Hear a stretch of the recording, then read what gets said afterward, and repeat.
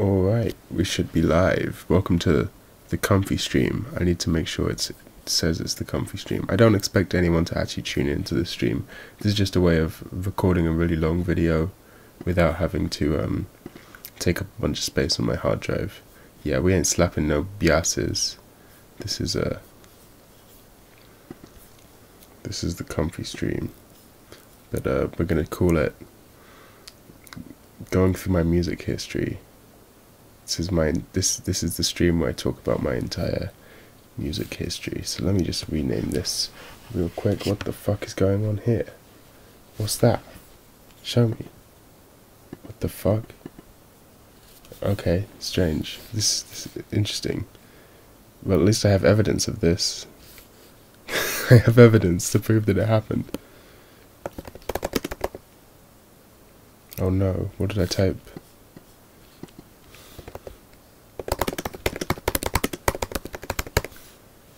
Hope I typed that right. Oh, I can just highlight it and find out. I guess entire. This is rather impractical, having it just be completely blacked out. Somewhere around here is the view on YouTube link. Oh, fuck it. Okay, here we go. Going through my entire music history. Oh, Princess Plunderphonics is here. Are they?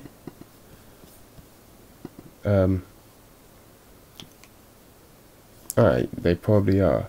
It's a little glitch though. But thank you for joining me in this comfy stream where we talk about comfy things. I'm going to try. Oh, I don't even need to do that.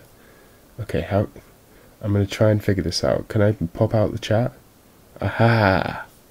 Perfect. Okay. No, is there a way to set it to be always on top? I don't think there is. If you want to say anything in the chat, now's your chance. Hi, Princess Plunderphonics. Welcome to the Comfy Stream.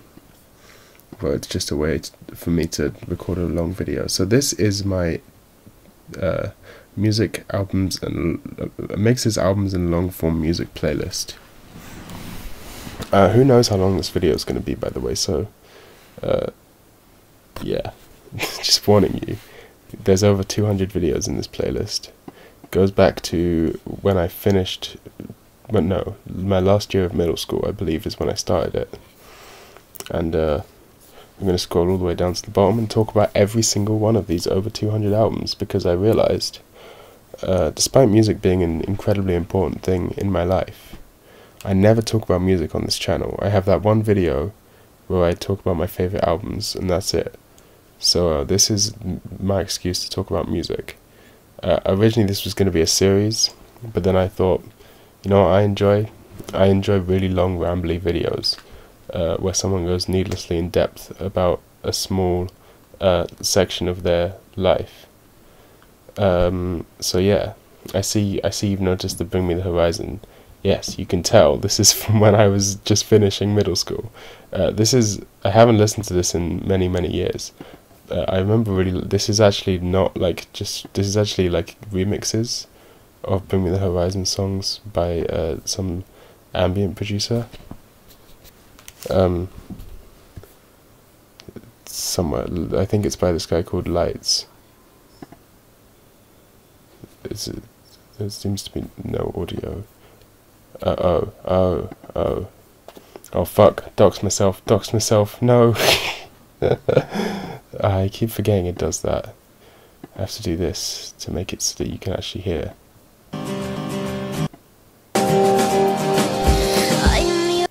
What the fuck is going on? Why is it not I can't hear it through my headphones.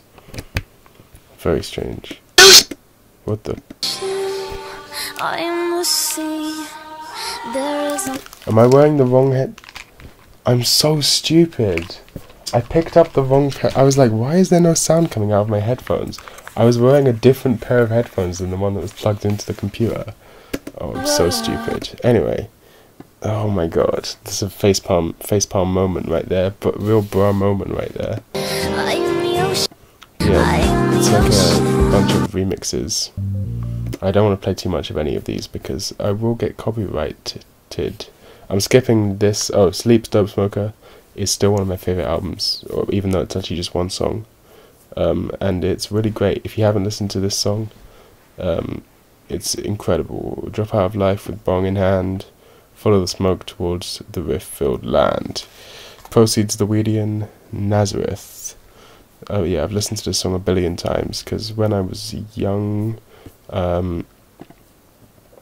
went on holiday to my parents to a seaside town known as Blackpool in the UK, and I didn't want to be there at all. It was horrible and raining the whole time. My brother was whining, my stepmom was doing her business as she normally does, you know, typical family problems, angsty teenager, and for some reason I deleted every song on my phone except for this song. So I listened to only this song for the entire weekend that I was there. I just had my headphones in, but like I didn't want to talk to anyone, so I had my headphones in, but I didn't have anything else to listen to, so I just played this song over and over and over again, and then I never got bored of it. I still listen to it sometimes. It's a really, it's a very, 7th grade is, year 8, I think, in the UK, or, yeah, that's probably just a little sooner than when I was into it. Then there's Ramshackle Glory, of course, again, still really good. This album has gotten me through a lot of tough times. I found it through R9K, of all places. Yeah, it's a acoustic version of the album Live the Dream by Ramshackle Glory.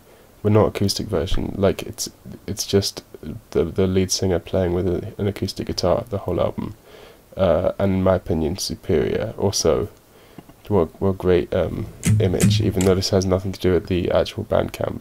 Bandcamp, I just read that. Oh god, the actual album, I mean there's anti-cop sentiment, but this is not the album cover, although it should be. Bong Ripper's Miserable. I haven't listened to this album I guess this would have been around 2014 then, because I remember this being in... Okay, well that's good. Now we know when this will happen. So, yeah, Miserable, Bong Ripper. It's like some doom, pretty doomy, stoner metal. Pretty fucking heavy. Don't want to play too much of it, but yeah, it's pretty heavy. It's a doom metal thing. They all sound very similar. This is just a mix of like future house. I used to be really into future house. Witch Cult Today, fucking sick album. Although kind of all the songs are the same song except for one song. Like every single song except for Dunwich uses a very similar riff, which is weird, but also sick. Chosen Few is a great song. Satanic Rites of Dracula is a great song. Dunwich is also a great song. I remember when I saw Electric Wizard Festival, they played, I think they played The Chosen Few or something, and it was fucking sick. Oh god, so sick. Witch House, it's Witch House. And here you see here you see the moment I discover breakcore. Venetian Snares, god, this video, so sick. He actually plays some stuff from that one album with the pigeons on it, and there's a video of Irish boxing going on in the background. It's so sick. Oh mate, this set is amazing, because he started off with like relatively chill, for Venetian Snares chill, like this is chill, this like chill for Venetian Snares, and by the end of it it's just an insane, like almost a noise set. It's so cool the way he builds it up. He's such a really, really good DJ. Oh man, yeah, really good mix, really solid mix. That yeah. At one point in the video, it pans over to the crowd, and it's like exactly what you'd expect for this kind of music. Like there's half the audience is standing still, and then there's just a few guys who are clearly like out of their minds, dancing like nutters. Oh, it's incredible. Yeah, here it is. I think. Can't even see anything. There must be a bit where he pans over and you can see it. I remember this happening. Anyway, it's not important. It's not important. You can find the video yourself. This playlist is public, by the way. Anyone can go to it. If you go to my main No channel, it's just there on the playlist tab. Knife City, this is a really, really good chiptune album. Very underrated chiptune album. It's fucking sick. This is all made with 2 Game Boys. It's insane.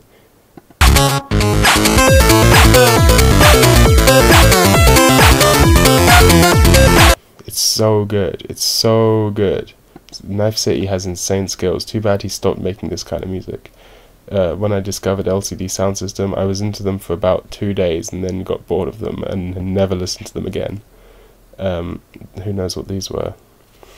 Yes, Crystal Castles. Oh, this is probably one of these is probably Joy Division, because I was into Joy Division around the same time I was into Nirvana and Crystal Castles.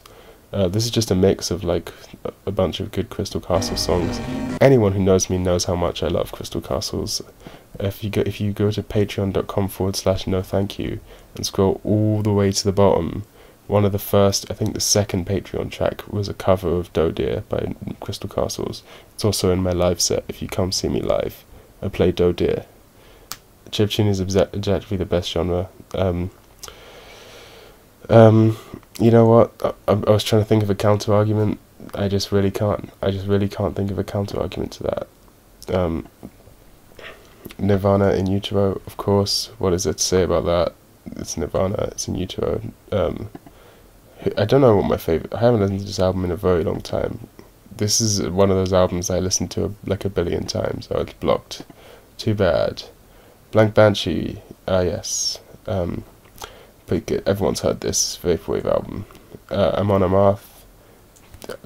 Again, if you don't know Amon Amarth, they're like Viking metal, but like pretty mainstream for some members Viking metal, I guess.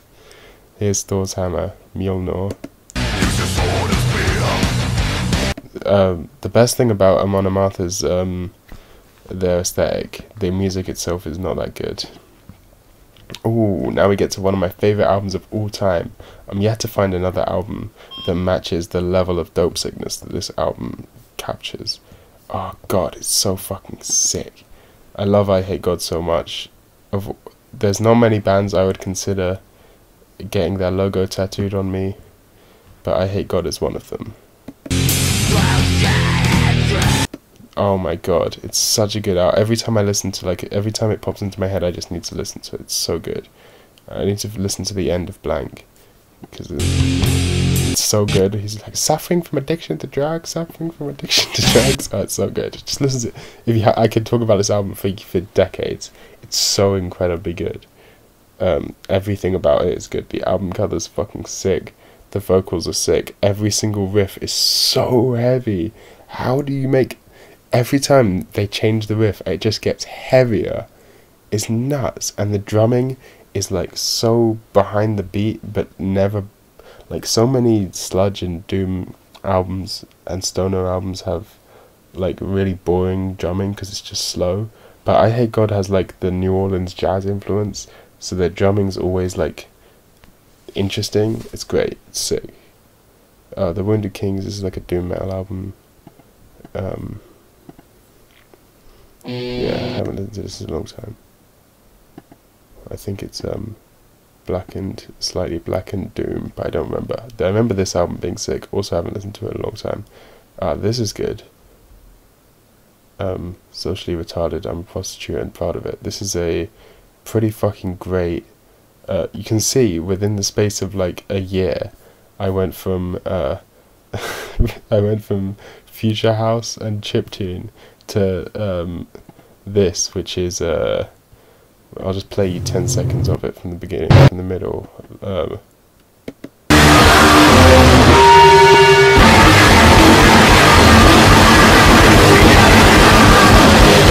Yeah, it's some very, very noisy grindcore, and it's fucking sick. This is a picture of a it's really not a nice story. This girl, Sylvia Likens, she's like she was like kidnapped and like tortured and it's really fucked. You should read the story. Yeah. Burzum, of course. Berthum. Also, this is not an album. I don't know what it's doing on here, because that's clearly just one song.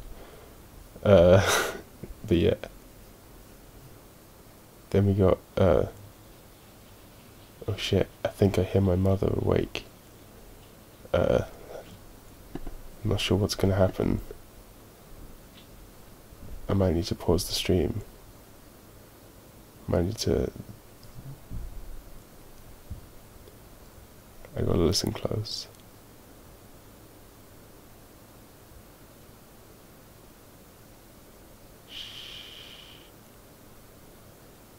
Everyone be quiet. Should I turn this into an ASMR stream?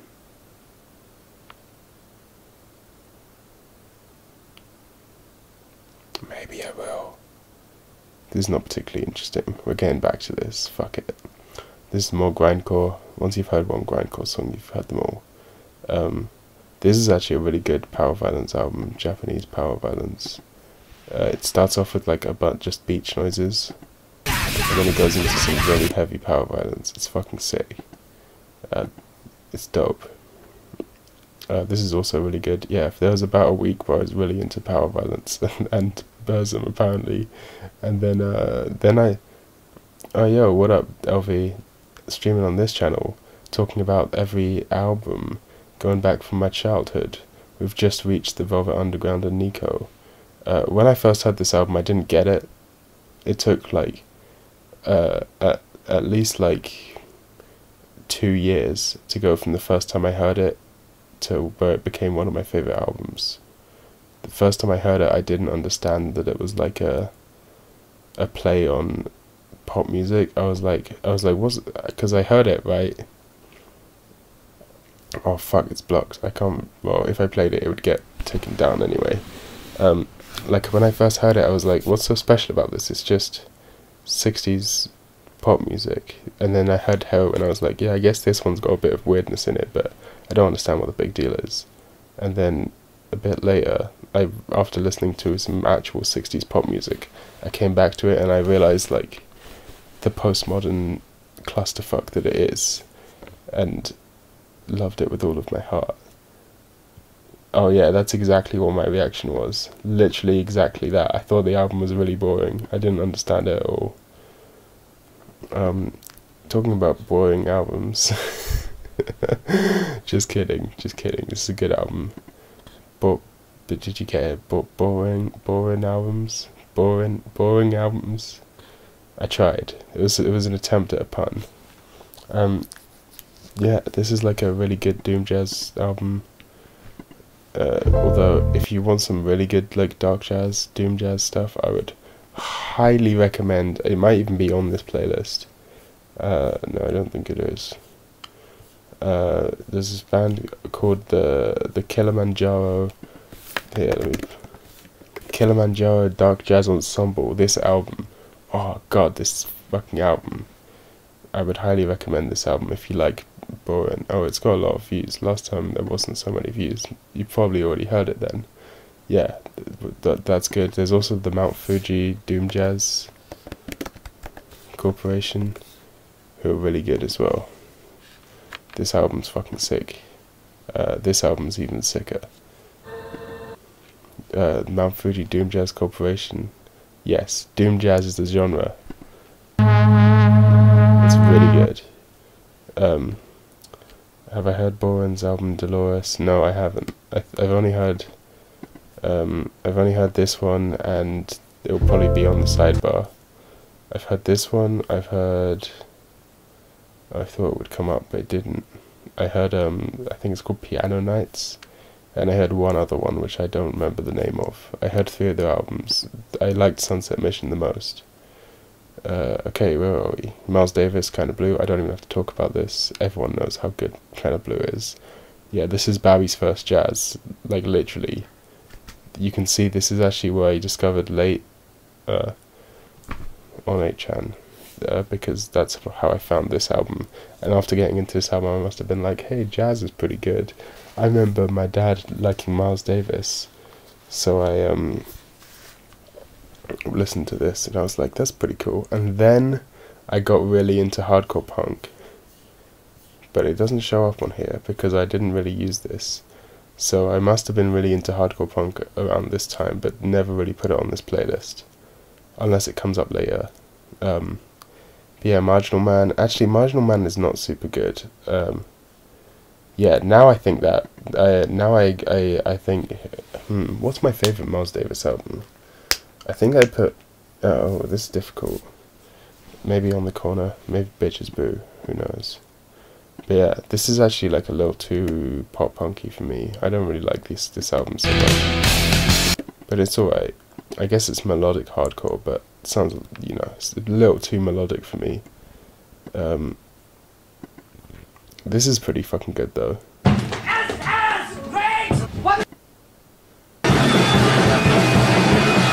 This is pretty great, even though it's a live album. I don't know why I saved a live album, but I remember liking it a lot. 2814, of course. Of course. This is such an incredible album. When I put this on my... I showed my favourite albums of all time list to Digibro on a live stream, and he pointed out, like, if you got this on your thing, it makes it seem like you haven't heard that much of ambient music. But that couldn't be less true. I listen to quite a lot of ambient music.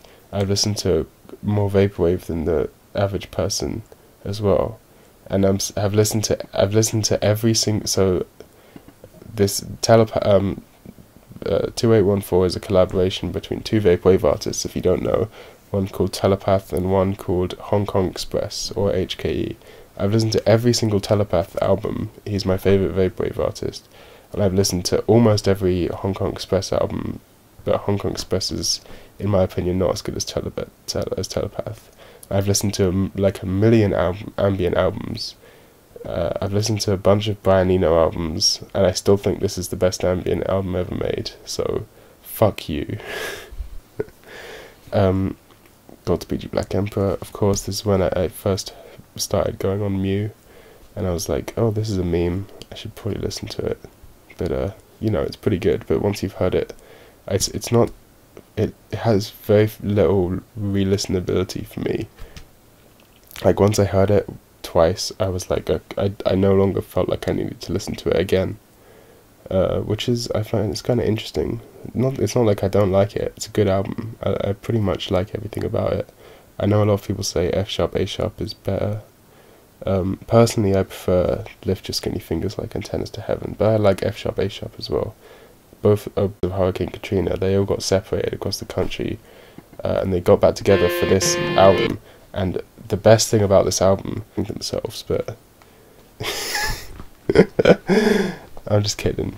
That's okay. Not all music is for everybody, but would highly recommend listening to Take As Needed for Pain, wherever it is. Here, one more time, just before you write them off. They're merely okay. It's the Dope Sickness vibes. That's what you gotta understand, the Dope Sickness vibes. If you ain't never had that vibe, you can't understand. Ayo, it's 3030. I want y'all to meet Deltron Zero and the Automator. There you go. That's my rapping from Deltron 3030. Everyone knows this album is fucking sick. It's a cyberpunk hip hop album. It's the year 3030. You can't start an album with that and expect me not to love it. Everyone loves this album. It's Del the Hunky FOMO Sapien. That's all I'm gonna say. It's Del the Hunky FOMO Sapien. And then we got Sunbather. When I first heard this album, I really liked it. I thought it was fucking incredible, and now I don't like it anymore. Which is interesting. But yeah. Which is strange, I guess, because I've listened to more black metal and more shoegaze now. But this, I really used to, when I first heard it, I thought it was like a transcendental experience. It was like the best album I'd ever heard. And then I listened to it I listened to it a bunch more times. And then slowly came to not like it anymore. Also, it's really short. Well, I guess it's not short, but like it doesn't have many tracks. Yeah, there you go. This is just a lo-fi hip-hop mix. Yeah. Where is a lot better. I've listened to Where, but keep it on the down low. Don't want the feds to hear. I was really stoned when I listened to the album, and I don't remember if it was any good. I think I liked it though. But yeah, I remember liking Were. Actually, the album's further up here. You'll see it. Ghost. This is when I discovered synthwave. Back in it was. I remember it being right after this came out. So 2015. This must have been when I discovered synthwave, which is why when everyone's really into synthwave now, it just doesn't. It isn't like everyone seems really into synthwave now for some reason, and they're like, "Hey man, did you hear this?" And they send me the Perturbator remix of the lead single from this album. I'm like, what the fuck, mate? You're 4 years late.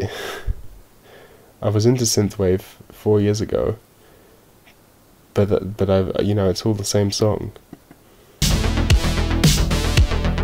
You know, you may not know this band, but you know this band. Like if I just play you this song, you understand what it's going for.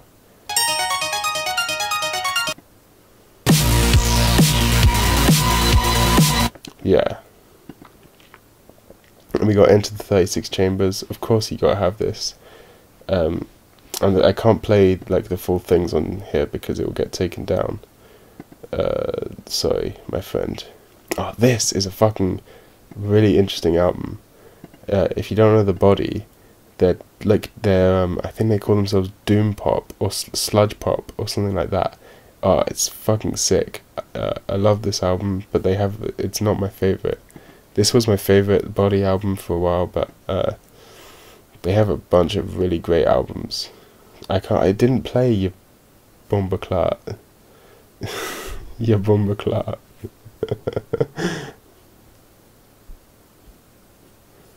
They're really prolific as well. All these albums were released in the space of like 10 seconds. It seems like to me. Anyway, this album is really good. I like this a lot. I would recommend it. And I don't remember which other one was really good. Well, No One Deserves Happiness is good as well. So if you want to get into The Body, I would recommend.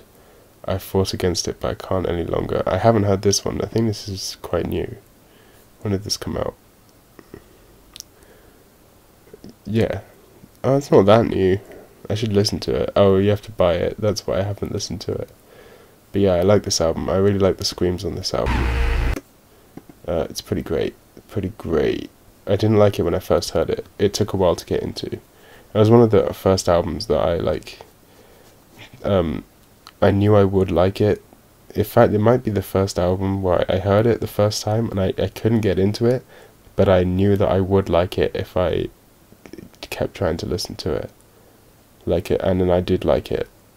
The first time I heard it, I didn't think it was so great. Because remember, like, I still wasn't super into I liked some kind of experimental stuff, like grindcore, but I wasn't super into experimental music back then. I was still just getting into it. I hadn't listened to any, like, out there black metal. Like, the only black metal I'd heard was, like, the big three.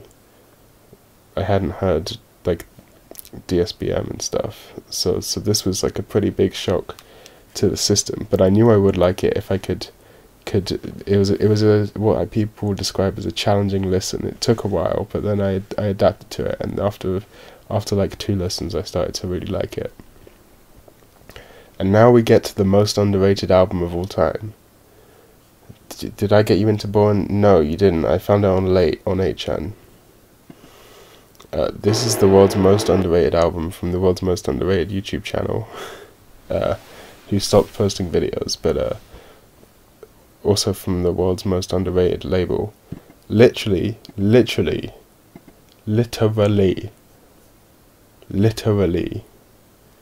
this label have never posted anything bad. Look at all this. None of them are bad. Yeah. Post this album on Tano. You won't like it, or you won't get why I like it so much. I will post it on Tano after I finish the stream, but yeah. Or you can just go to the link. It's called Crimson Death. It's by Crimson Death. Like, That's what it means in Japanese or something. But yeah, it's like, so basically the way I describe it is what 2814 is to vaporwave, this album is to hard vapor. It's like a really heavy textured, dark, ambient hard vapor album.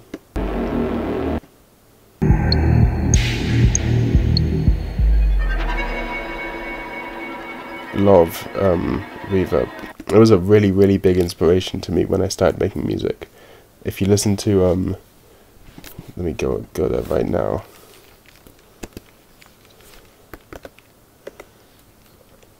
If you listen to this album is literally just this album but with 4 on the floor kick drums.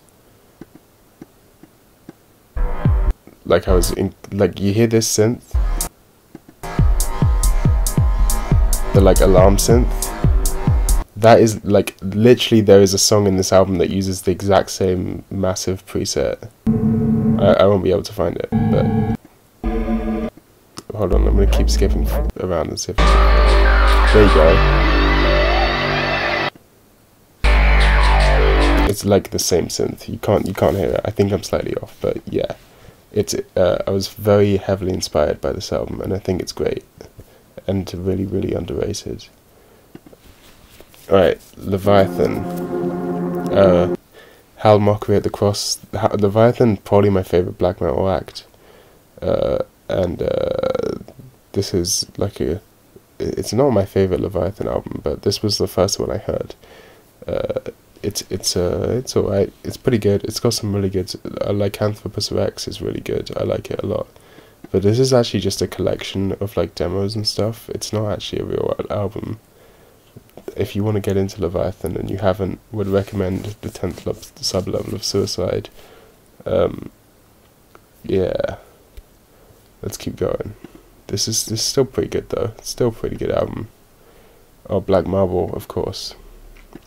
The noidiest intro to an album ever.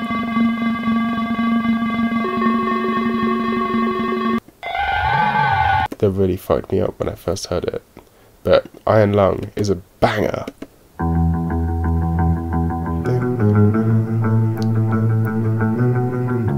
Everyone really likes this album cover, and I don't really like it that much, but the album itself is great. I just love the fucking drums in this. This is how you know I'm a nerd, because I love this album, and my thing is not the riffs or the vocals or the lyrics. It's the drums.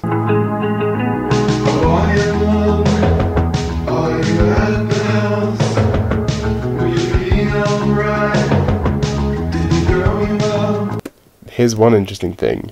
In every single other genre of music, English people try and do an American accent.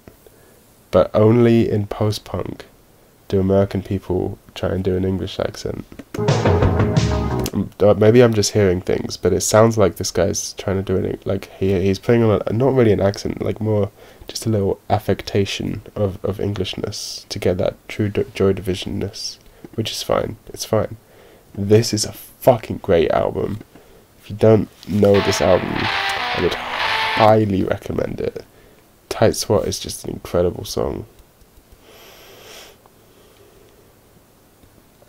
Yeah, it is kind of like that. It's very much it's easily accessible.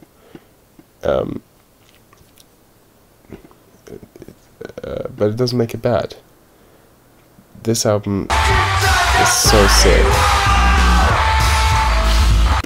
You ever wondered what punk would sound like if the lead guy played a banjo instead of a guitar? This. That's a banjo ran through distortion like a guitar. Oh, it's so sick.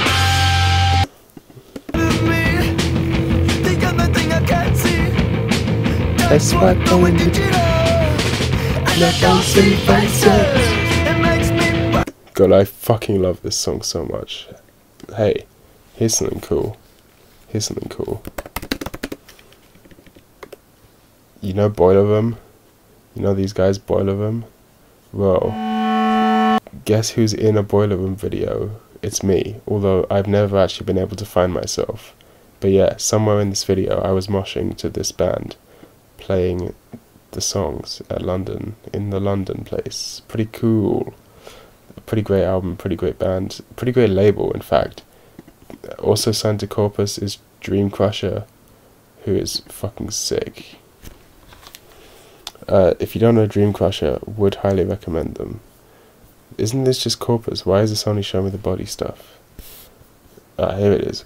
This is a great album. I don't like Trippy Jones, or Trip Jones. I don't like Dog Breath. I listened to both of these. Neither of them were very good. But Show Me the Body are great, and Dream Crusher is great. Fine. Very, very noisy. Alice Glass is on the track in this album. That's how you know it's good.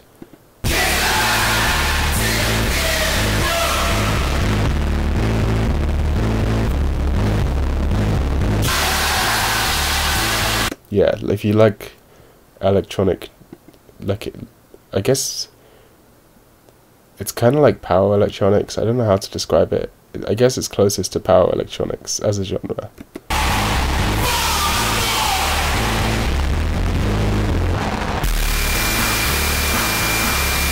Yeah, fucking sick. Also, they did a collaboration track with Show Me the Body, which is probably somewhere, but I'm not going to play it, but you can find it. Let's continue. Matt Elliott's Drinking Songs. This album would be like just alright sadcore if it wasn't for the last track, which is just fucking amazing. So hold on, I need to find a track. Some guy doing a track list. Someone, please have done a track list. Oh fuck's sake. Well, okay. So basically, it's like a acoustic, kind of like folk album.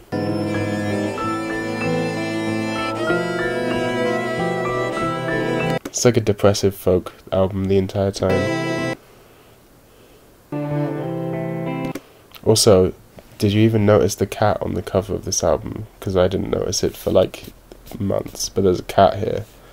But yeah, it's like a folk album. And then the last track is called The Maid We Messed, and it's like 15 minutes long, and it's like a fucking breakcore track. It's nuts. Hold on. Load, you bastard. Alright, well, we'll continue while I wait. Night Lights, I literally don't know what this album is. I don't remember this at all. What is this?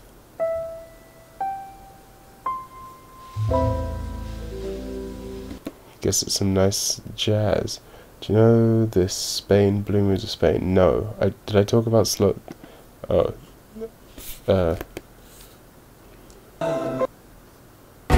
Yeah, but what's this doing on the back of at the end of a folk album? There's a 15-minute long, like, drum and bass track.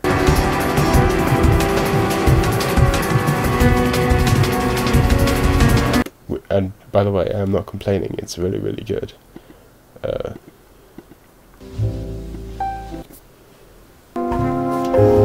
That's pretty good. I don't remember it at all though. It's a good sign. Zasta, Telepathic with the Deceased, classic DSBM album. You got them classic Zasta like screeches. I really like the way he uses synths. Incredibly Cold. Everyone's had a phase of listening to Zasta. Real Sad Man Hours. This is clearly just one song, again. This is not an album. What am I doing? This isn't very good. I don't remember it being good either. Aphex Twin. I can't decide if this is my favourite Aphex Twin album or not. I really like it. I really like this album quite a lot. It's really, really good. It's really good. It's a really good album. Makes me feel good inside. Oh, I skipped right to Avril 14. Interesting. Fun fact, this piano on the album cover is actually the same piano that plays Avril 14. Yeah, I don't know why I'm playing it. We've all heard Aphex Twin before. It's great. Wait a minute. This is my album. What the fuck? You've heard some of Get Jerry? Is that how you spell Jerry? I thought it was a J. Anyway. And then I had a little moment of being back into jungle. This is a really good mix. Would highly recommend listening to this mix. Goldie, if you don't know, is this bloke. British radio DJ.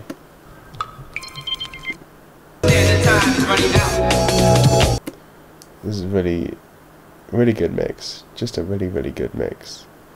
90s jungle shit. When stuff sounded good, like it did back in the day. This is not a very good mix. This is a really good mix. This is like supposed to be more like a history. I didn't realize when I first went into it. This is supposed to be like a history of jungle from 92 to 97, like going through in order, so it doesn't flow super well, whereas this is just like purely a mix. So I would recommend this one. The Field Day LP, there's that and that. Oh yeah, so I'd listened to Aphex Twin before this, but never like really got into him, and then for a moment, there was a while there where I was just like, Aphex Twin's never made a bad song. He's clearly the greatest artist of all time. I've never heard a bad Aphex Twin song, and you know what? I still have never heard a bad Aphex Twin song, so there you go. Xastor and Leviathan split. Yeah. DJ Camgirl. If you like Old School Masters, yeah, I know that. If you like Machine Girl's first and second albums, if you like Wolf Girl, I would recommend DJ Camgirl. It's very similar type of music. Yeah, this is a pretty great album on a pretty great label.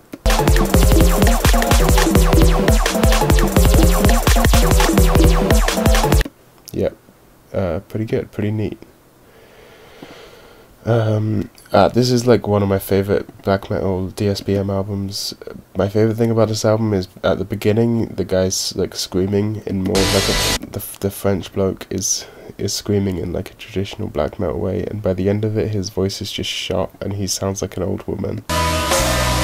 He sounds like a crying old woman, which is how you know it's good. I don't like this album. I tried to get into Ulver. Someone was like, "Oh, it's really good avant-garde black metal." I tried listening to it and I didn't like it.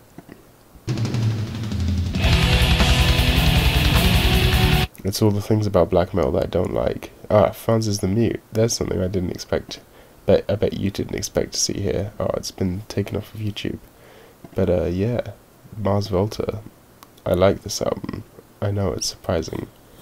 But yeah, I thought it was pretty... I don't like it. Like, I don't love it, I mean, but it's quite nice. It's quite a good album, but only the version with all the like weird ambient noisy bits in between, which is what this was, which is why it's an hour and a half long, because it's like between each track there's like 5 minutes of really experimental stuff that all flows into each other, and it makes the album fucking sick. But when I listen to the version that's like doesn't have that, I didn't like it. So there's that. Here, everyone's heard this album now, but a lot of people don't actually know what the point of this album is. So the guy, the caretaker, whoever made this album, works at old people's homes, and all the people are like, "Oh, you just take other people's music and looped it and put reverb over it and passed it off as his own," but it's all field recordings from old people's homes.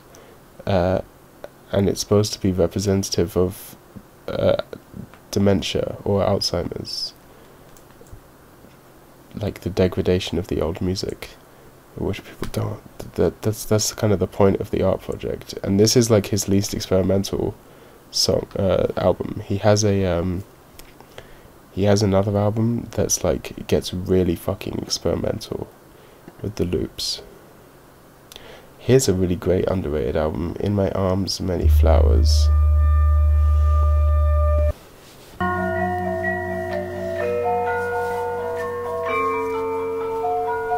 I don't even know what to call this genre. Whatever these things are, that's what the genre is. No idea. It's good though. Gamelan. It's a gamelan. It's a very good gamelan core music. I don't know, it's like ambient. I guess it's ambient. It's just gamelan music. I don't know what it is, but it's good. I would recommend checking it out, just out of pure interest. It's quite comfy. It's quite comfy. What's next? Datachi. Datachi. This is a fucking sick, like, IDM album.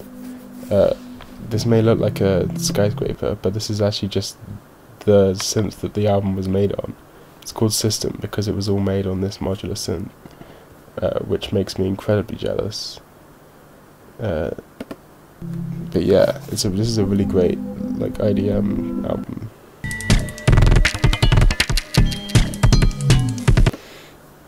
Yeah, I imagine you're not super into IDM, LV. I don't know. It just doesn't strike me as your sort of music, but it is.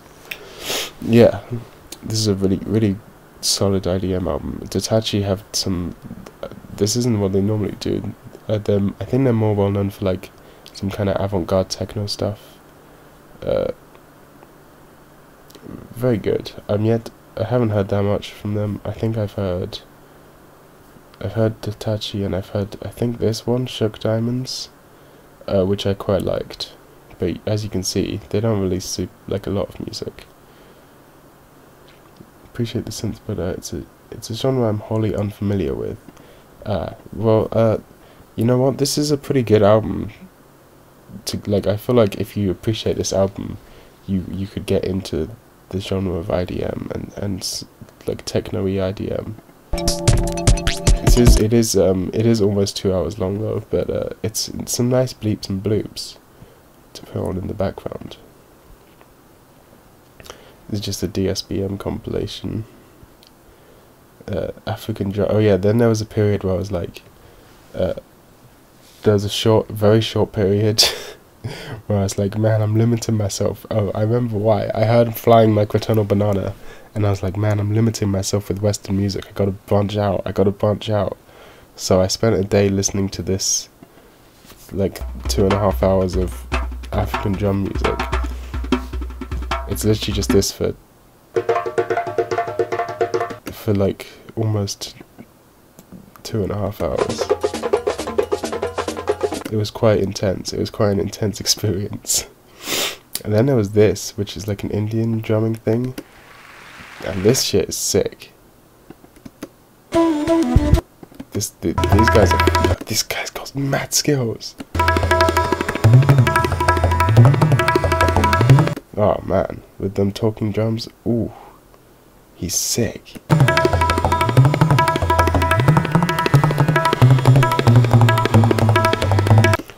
Yeah, I really like this performance, much more than the African drumming one. But yeah, no offense to African drummers, it's still pretty cool. But this performance is he does shit like that.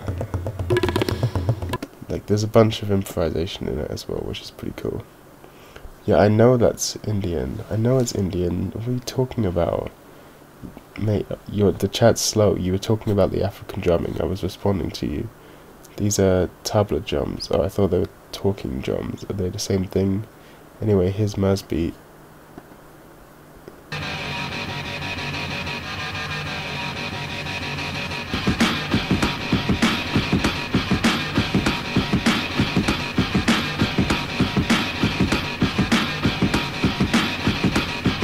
Anyway, here's Murs beat. I love this album. It's not my favourite Merzbow album, but it's up there.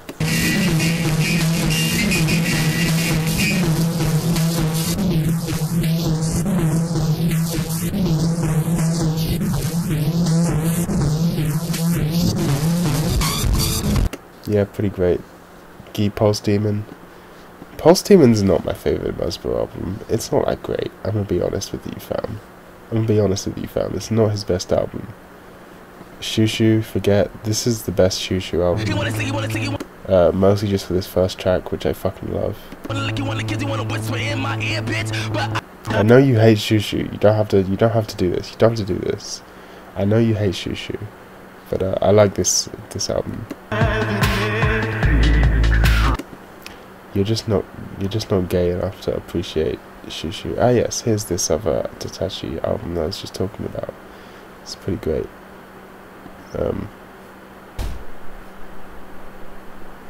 I think I just skipped right to the end of a track. Yeah, this is pretty experimental, like ambient.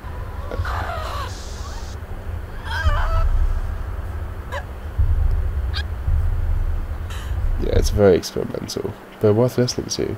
I remember liking it a lot when I listened to it. I remember it's the sort of album that I was like, I'll just put this on in the background while I do something. And I actually had to stop what I was doing to listen to it, because it was interesting, which is rare. Scorn Defeat by Psy.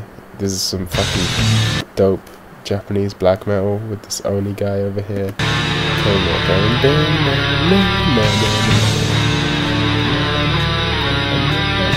Oh god, this album's heavy from start to finish. Dope.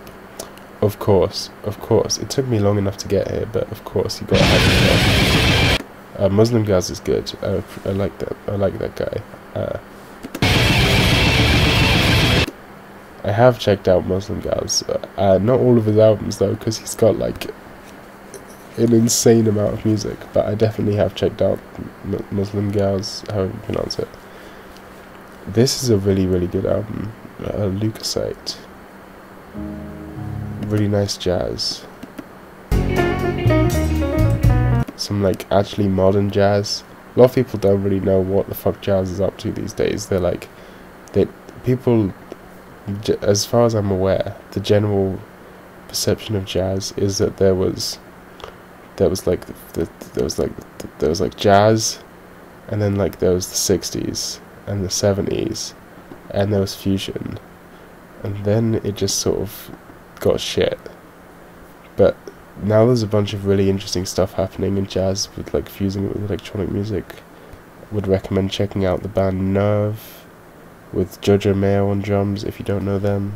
I would also highly recommend checking out the Portico Quartet and these guys, the Esbjorn Svensson Trio.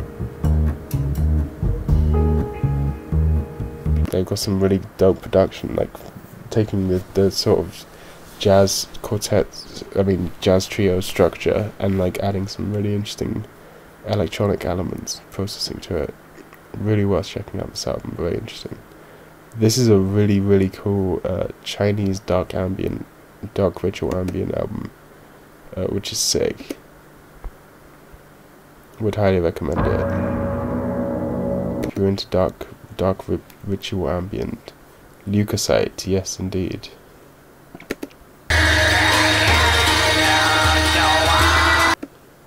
Yeah, it's good shit.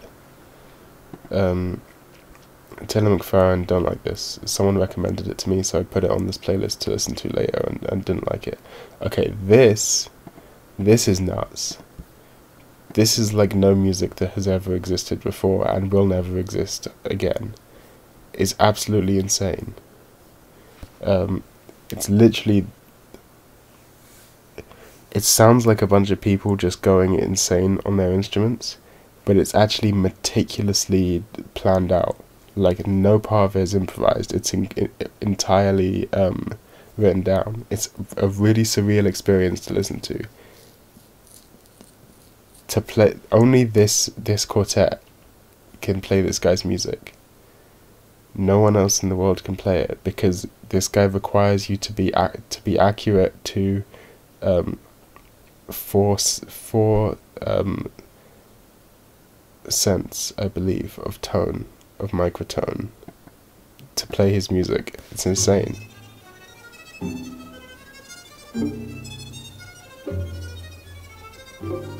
This is an absolutely insane experience to listen to.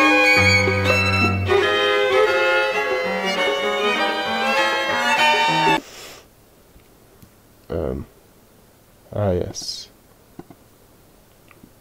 Because, yeah, it's nuts. Oh, DNA on DNA. This is the exact opposite of that. This really is just a bunch of people going crazy on their instruments. You haven't heard this album? Oh wait, you were talking about the previous album. This is some no wave, some New York no wave. I'm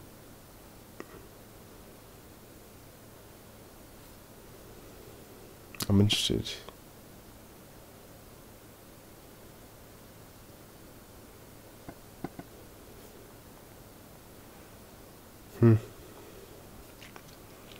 DNA on DNA.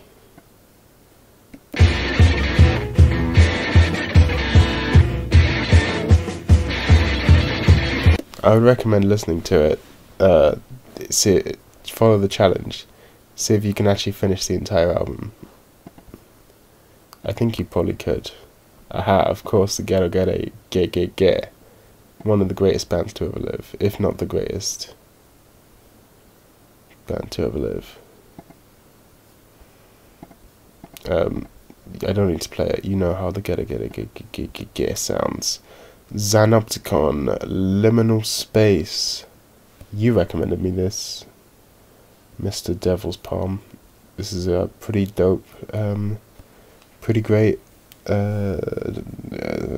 breakcore album.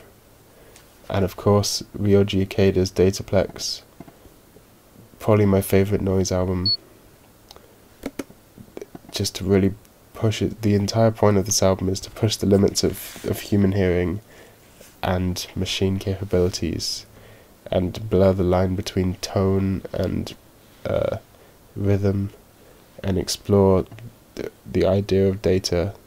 Sometimes it sounds like music, and sometimes it just doesn't at all sound like music. It's incredible. This is not a very good black metal album. This is just like an okay black. It's not particularly good. I'll be honest with you. It's a kind of mediocre black metal album. Flying Lotus, of course. Swans, of course. This is also not a very good album. We were talking about the Portico Quartet earlier. This is taken down. Fuck. Well, tough. Fuck you, because the band is from London. I can go see them if I want to. And here we see. Damn, Peggy. Yeah, that's Peggy. Obviously great. Portico. Yeah, I would highly recommend this album. LV, you should check them out. They're like I guess, like jazz with electronic elements is how I'd describe them. Electronically inspired jazz. Really good, really interesting stuff. No Means No, pretty good punk album. A little too clean. I prefer my punk to be a little more like it sounds like these people actually know how to play their instruments. I prefer it when they don't. Like it's like technical. Why aren't you streaming on the main channel? Because this is not a main channel video. This was supposed to just be like a video, like a long video, but I don't want to record it and then upload it, because why would I do that when I can just stream it and then it will stay on forever. Yes, Portico Quartet, you're correct. This is a pretty good album, but it's not my style of punk. I prefer my punk to be worse. Daniel Lane, I believe this is pronounced Daniel Lanois. Yeah, you recommended Xanopticon to me. Daniel Lanois, who I think is how you pronounce it. I'm calling that. Some really good ambient stuff. I found out about him because he'd done an album with Venetian Snares, which is really good. And I saw them live, which was one of the most transcendental, transient, transmetropolitan, transsexual live experiences of my life. It was sick. They ended the set with like noise. It was amazing. It was incredible. Would highly recommend it. Would highly recommend being in that venue like 2 years ago, at that particular time with me. but don't talk to me because I was alone and that was part of the experience. So don't fuck up my experience. This is like a really good, very early, like proto hip hop album. Niggas are players, I play. How did I find this? There's like a sample on here that a bunch of other people used or something. See if someone mentioned it in the comments. Maybe someone did. Either way, this is a pretty good album. Niggas play football, baseball, and basketball while the white man is cutting off their balls. There you go, that's all you need to hear. It's some pretty interesting street poetry. And it's talking about street poetry, the best album. Oh my god. Isn't this just nuts? This is 1991 to 1994, and it sounds like an album that came out yesterday. Back in the studio. North Memphis, South Memphis, Westwood, Orange Mound, North Memphis, South Memphis, Westwood, Orange Mound, North Memphis, South Memphis, Westwood, Orange Mound, Dicker St. Barnett, Dicker St. Barnett. So good. Every single beat on this album is flames. Oh, it's a great album. And then my favorite album of all time, of course, Tsumane by Shinsei Kamate-chan. Yeah.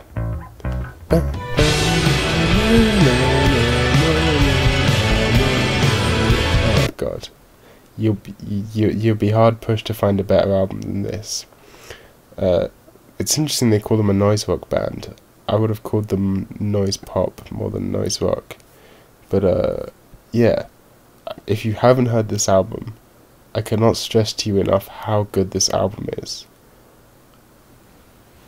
Out of any, even if let's say you've never heard any of the albums on the list up till now, if you ask me to recommend you one, it would be this album. This is like life-changing. Very good. Shut the fuck up, LV. I know who you are. Aha, les réalisés des nudes. I don't need to bother with French pronunciation because the band isn't even French, they're Japanese. But this is like, ever wonder why Japan has so much noise music and why the noise scene in Japan is weirdly linked with the psychedelic rock scene? It's probably because of these guys who were doing a lot of acid and playing a lot of noise guitar.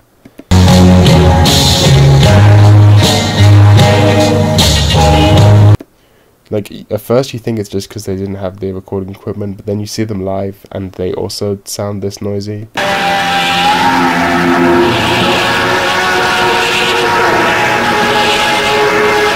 It's fucking sick. It's almost like some proto-shoegaze kind of shit at some points. It's incredible. Really worth checking out. Alchemist, Antiphon, this is a good album. I believe this is like a hip-hop album, like a jazz hop album. Oh no, this is...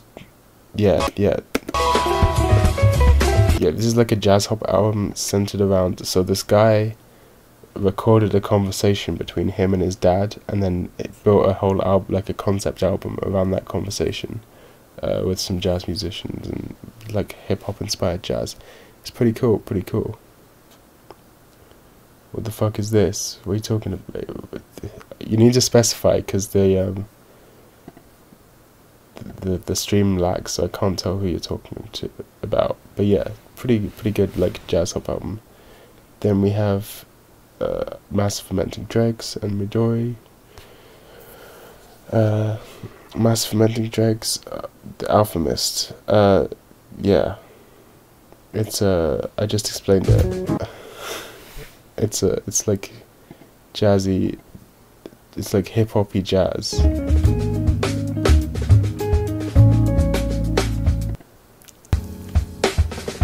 Yeah.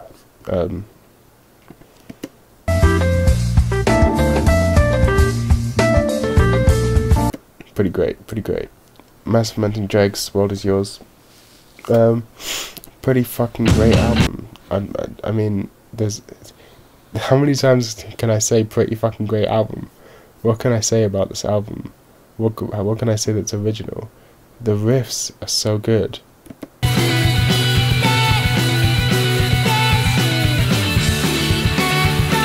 I really like the drums. Yes, good.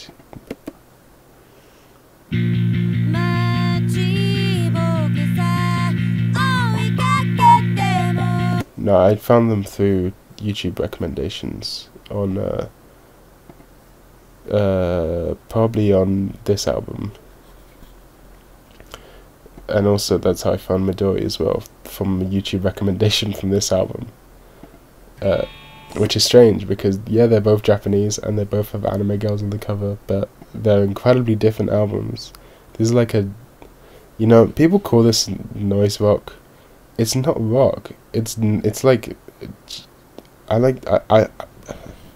want to call it jazz punk because jazz punk is a cool thing that should exist. I don't know Luminous Orange. Are Luminous Orange good? What genre are they?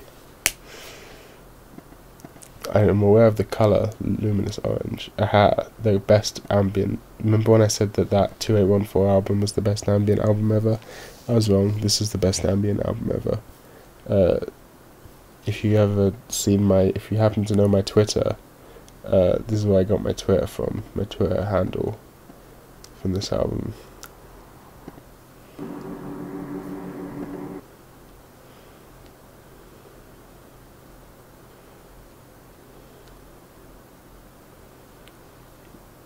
Like Massive Fermenting Dregs but poppier. I don't know if I can handle poppier than Massive Fermenting Dregs.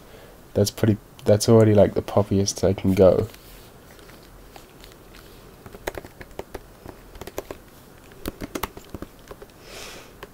I was about to say, what if I haven't been streaming this whole time? But I'm clearly streaming because I'm talking to the chat. What's wrong with me?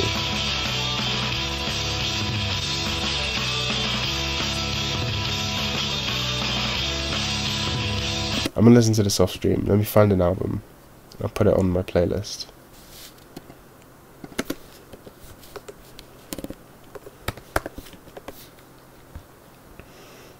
Is this a good album? You have 10 seconds to reply. 10, 9, 8, 7. Oh, this is a various artists. Never mind, ignore me. I'll figure something out. I'll remember it after the stream, and I'll listen to this one. But yeah. Back to this. My Bloody Valentine, Loveless. This album's like, it's good, but I don't understand why it has so much insane amounts of hype around it. It's good for like being what shoegaze, like setting the what's the word, scaffolding for like shoegaze. But well, the first thing is I didn't find it particularly psychedelic. I mean, I guess I can understand why people would say it's psychedelic, but this is way too intense for me to be something I want to listen to in that state of mind. Captain Beefheart, Trout Mask Replica. It took me a long... do you remember way back when I was talking about The Body, and I was like, when I first heard this album, I was like, I'm not into this, but I'm going to keep going because I know I will like it. This is the most extreme version of that.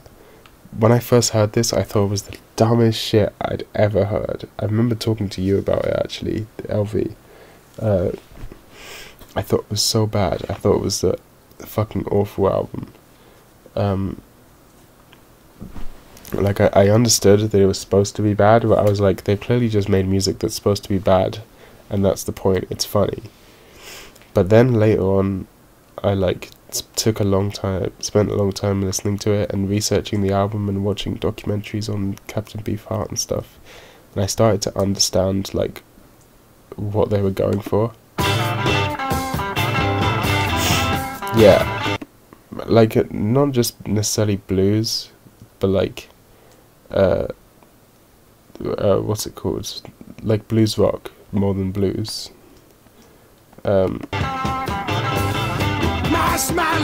Yeah, I really like it. I really like the album now, especially the first song.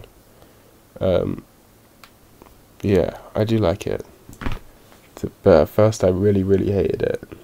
but I definitely, at this point, I would say I like it. I've also listened to it more times than a man should listen to an album like this. This is a fucking sick album. I need to listen to this again, actually.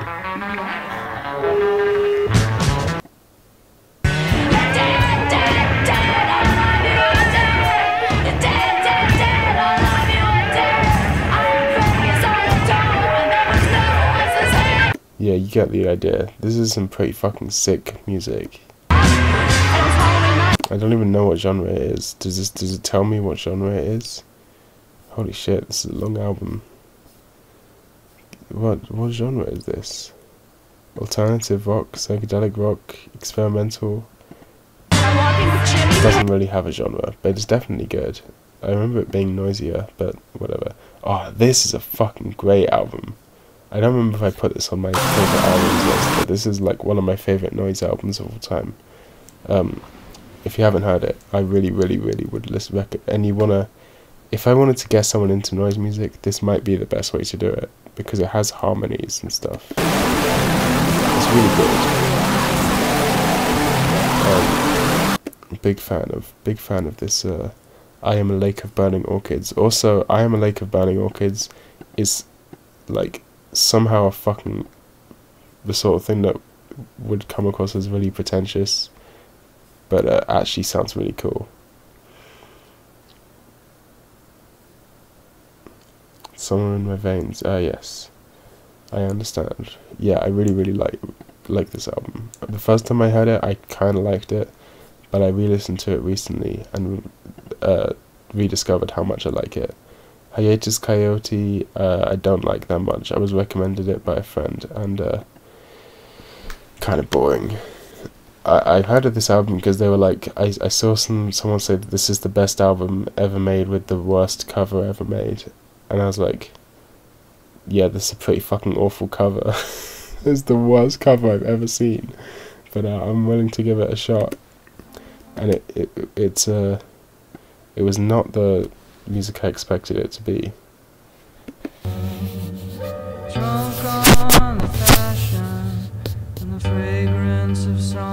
I don't know why they made the cover like this. What's wrong with them? Why didn't they just re-release it with a better cover? Also, yeah, I thought it was okay. Oh, you really like it? Yeah, that doesn't surprise me. This is exactly the sort of music I figured you would like. Homeward to the promised land. Yeah, I thought it was okay. It's not my favourite album of all time. I listened to it like twice and then never again. End On. This is a fucking really heavy Japanese noise metal band.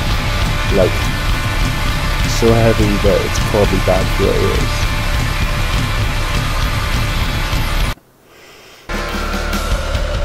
Some insane noise metal. Very noisy, but also very metally.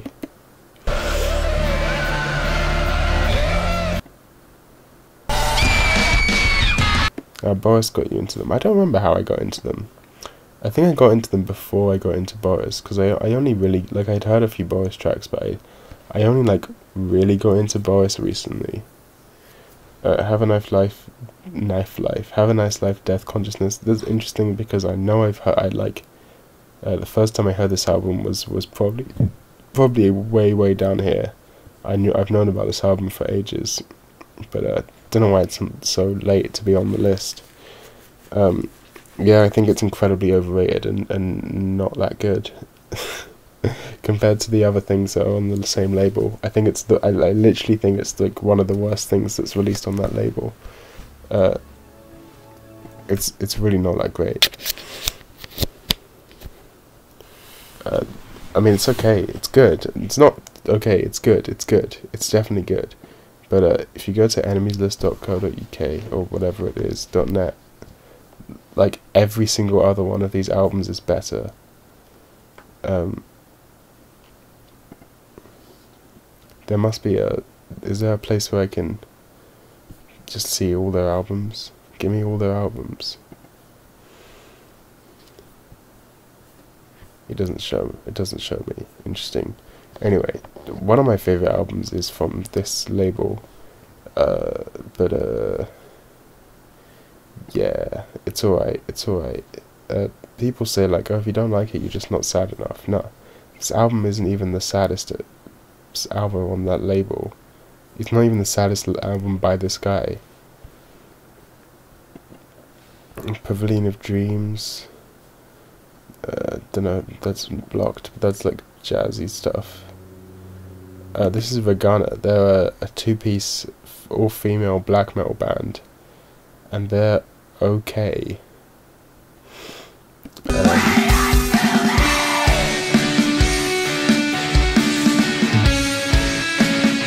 Yeah, they're not bad. They're not bad. They're not my favorite black metal, but they're okay. They're pretty good. They're, you know, it's good. It's not amazing, but it's good. Bachel Surfers. I love this song. There's a time to fuck and a time to crave. Yeah, it's Bachel Surfers. I don't need to show you that. Yeah, they're a fucking good band. There's nothing else to say about that. They're sick. They're dope. I like Sweat Loaf. My favorite Butthole Surfers song is Sweat Loaf, because I love it when bands just use it. They just make a song and the part of the song is just someone else's song. Lily Shushu. Okay, Lily Shushu is an artist that doesn't actually exist, from the film All About Lily Shushu, which is a really, really good film. Very good film. It reminds me of Lane in a lot of ways, which is why I love it. And this album is the album by the imaginary band that the film is about, and it's really good. It's also kind of reminds me of the Lane soundtrack, weirdly, despite them having basically nothing to do with each other. I mean, it might have been inspired by Lane. I can't say it wasn't. It probably was, actually. And out of nowhere, Toho Bossa Nova. I'm gonna get arrested.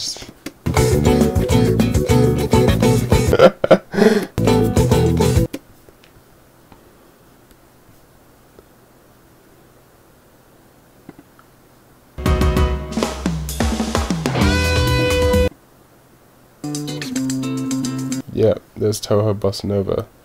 Baby Father. If you don't like Baby Father, you just don't get it. That is basically all I have to say on that issue. I don't know how many times I've had to try and shill Baby Father to everyone in my entire life. I'm not listening to actual fucking Bossa Nova. Hey, listen, LV, listen. I listened to Bossa Nova and it just sounded like the same song. Every time I played the next song, it was just sounded like the same song. Like the exact same thing. I listened to, you know what, it's probably on this playlist. Or maybe it got deleted from YouTube. It probably did. No, here it is. This. There we go. I listened to this album, which I believe is... Yeah. See? Fuck you. Fuck you, LV. I listened to Real Bossa Nova. I listened to this, and then I was like, well, now I understand it. I never have to listen to a single Bossa Nova song ever again. Back to Baby Father.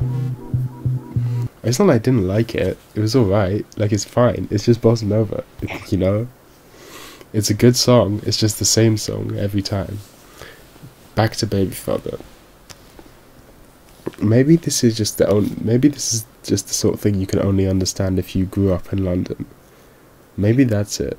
Maybe you just have to have I don't understand what it is that people like. Y'all got everybody infiltrating me.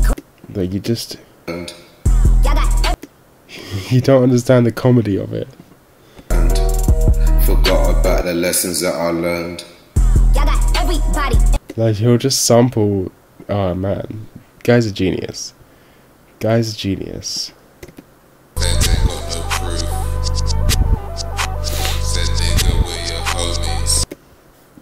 What other person you know that has a song that's just someone else's song backwards? None.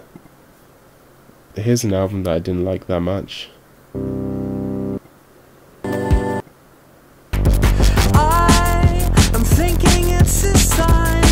Yeah, I don't like the singing on this. It's like boring and overdone. Here's some more Baby Father, although this is Baby Father collaborating with someone else. I know you love that. This is fucking great. This is really good.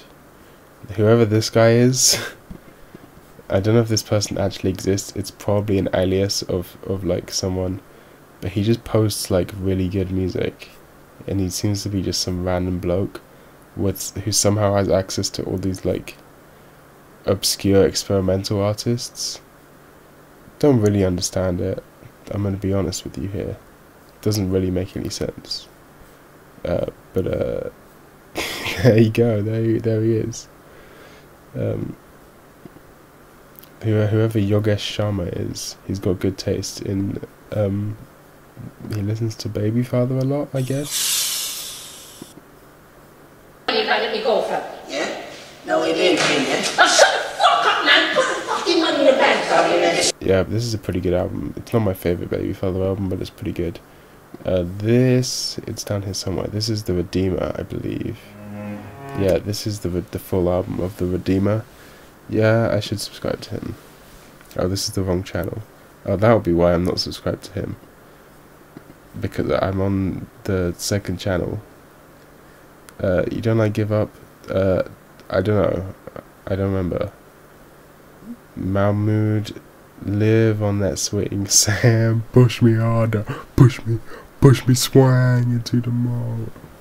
I don't know. This is a Digibro album. I don't know why this is on there. It's not a very good album. I quite like this first beat though. Like, I understand what he was going for with this first song. It makes sense. I understand what he meant, what he wanted. But it's vulnerable out in the open.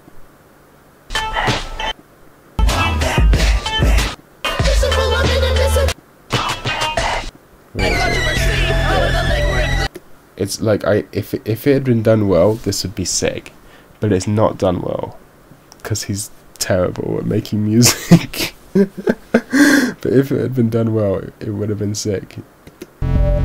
Like, it's got this really long build up, and then it comes in with a drop, and there's this really high pitched note on the top.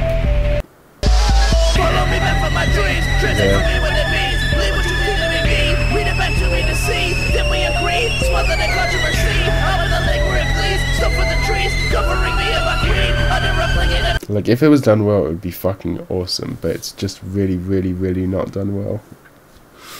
If I'd done it, it would be sick, is what I'm trying to say. And then the rest of the album is just kind of terrible. I remember there being something good. No, there's nothing good. Dodmark, here's another incredibly underrated album that is just fucking amazing. This is a side project of Young Lean. This is Young Lean's punk project. It's so good. I don't know how much I can play from it without getting copyrighted, but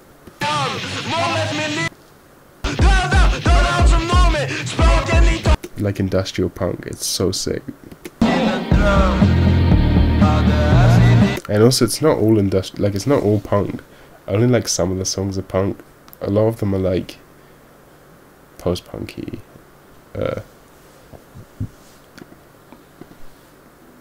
More ambienty, you know. Really worth listening to. Big fan of this album. Equip, I dreamed of a castle in the sky. Oh yeah, this is from the period where I got back. Oh fuck, why did I do that? This is from the period where I got back into vaporwave for like a short time. Yeah, this is a really good vaporwave album, themed after like video game music. It's pretty good. There's another vaporwave album which is not so good. This is Toto. This is the album that has Africa on it, and it's pretty good. It's actually a pretty good album. It's alright. This is a really good. I'm not normally a fan of math rock, but I really like this math rock album, specifically for the song Trash Generator.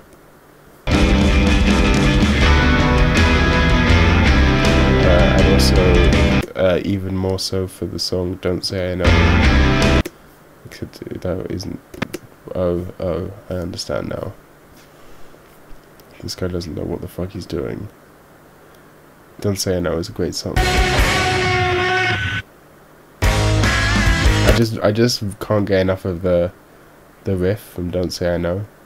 Like the opening riff, the down. Oh, it's so good. We already talked about this tonight. Let's All Make Life and Love in London. Pink Floyd. Yep. I think I am preaching to the choir here. But this is a video for everyone. This is not just a live stream for now. This is staying on this channel forever until YouTube disappears. Speaking of which, how long have I been up? 86 minutes. Well, we're getting close to the end now. Not really. Return to the 36 Chambers. There's not really much I can say about that album. I'm going to try and be a little faster with these. Boris Flood. This is maybe my favourite Boris album. But in order to listen to this album, you have to listen to like 15 minutes of the same guitar riff.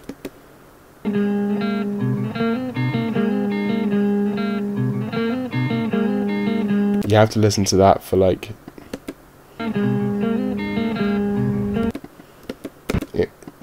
imagine listening to that for like 10 minutes.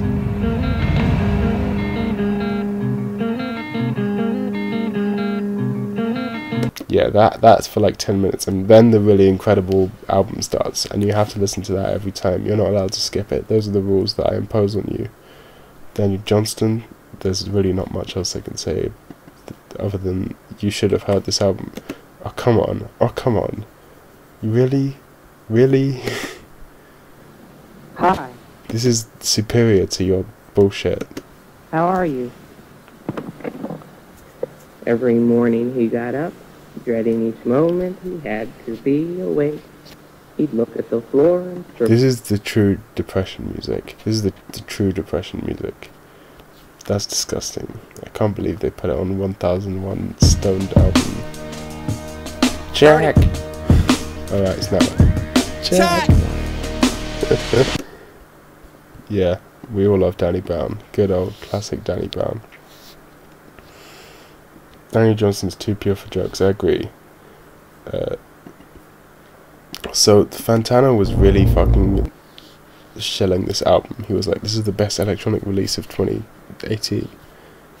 Even though it's just a compilation of 20 tracks from 2012 to 2017. And I gotta say, it's just like a really typical house. It's nothing that good. I mean, it's not bad. It's not bad by any means.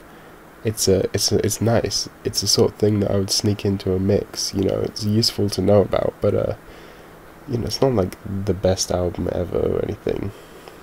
Here's Fantastisch Neuplastisch, Fantastic Planet by Failure, an hour-long album of which the first track is the good bit, and then the rest of it's just kind of not as good. But the first track is really good.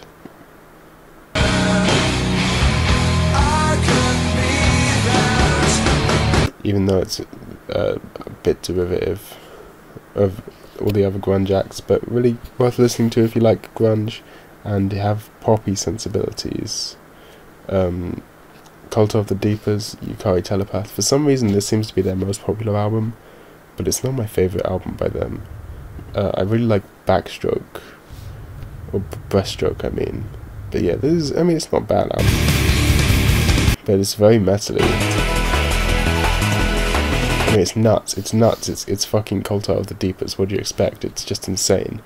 But yeah, it's not my favourite album by them. Black Hand Path, oh mate, if you haven't heard Black Hand Path by now, you really should have. Really good industrial hip hop stuff, straight from the 4chans. Really noisy shit.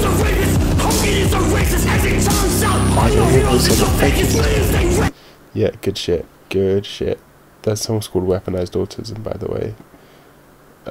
This is actually a slightly better Black Hand Path album. did it and got away with it. Voices in my head, they got voices in their heads. Who got voices in their heads? Who got voices in their heads? Yeah, really like that album. Fucking sick. Angel and Heavy Syrup. I don't remember what this album is. Let's skip forward a little.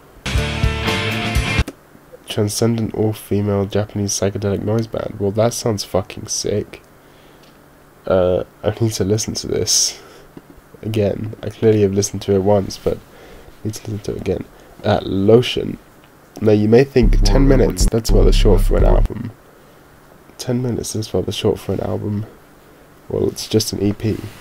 It's a really weird EP. It's like some weird... For every old blackboard there are now hundreds of new electronic computers. Yeah, it's like a weird concept EP.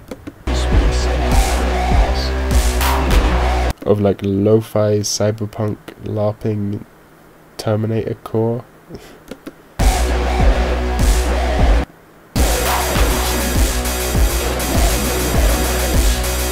It's like almost EBM or like industrial, mixed with like cyberpunk, mixed with like some synthwave with like some lo-fi added in.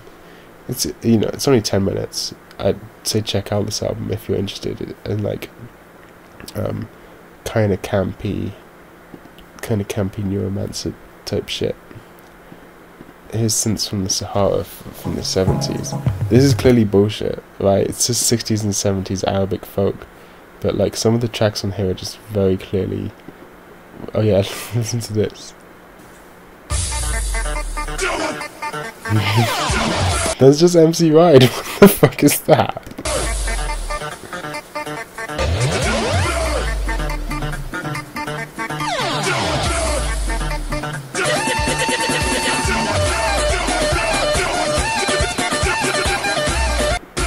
That's clearly MC Ride, so that makes no sense. But yeah, there you go. The Flying Luttenbackers. I don't even remember why I played this album, why I had this album, or if I liked them at all. What is this?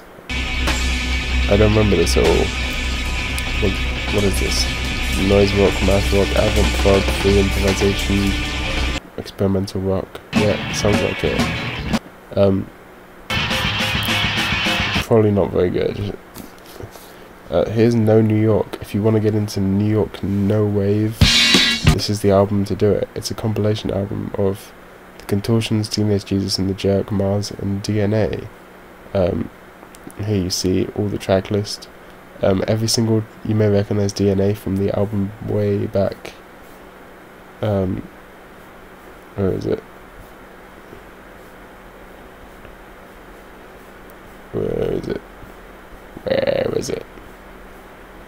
Where is it? Here it is. DNA. Yeah, they're on this album. And this whole album's pretty good. If you want to try and get into no wave, this is how you do it. And, little known fact, actually compiled by David Bowie.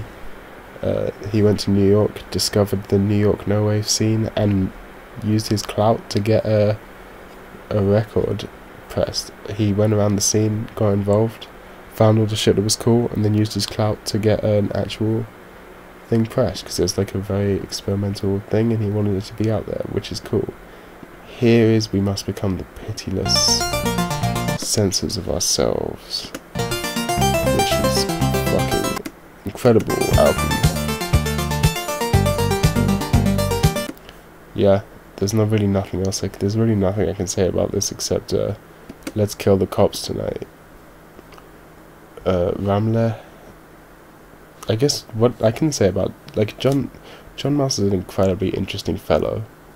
I might have to make an entire video on him, because John Mouse is an incredibly interesting guy. He's got like a PhD, he's like a lecturer at a university, as well as making like synth music. It's nuts. Guy's a genius. I think there's some like power electronics or like some sort of noisy something. Yeah. this is a pretty good album. I remember really liking this when I heard it.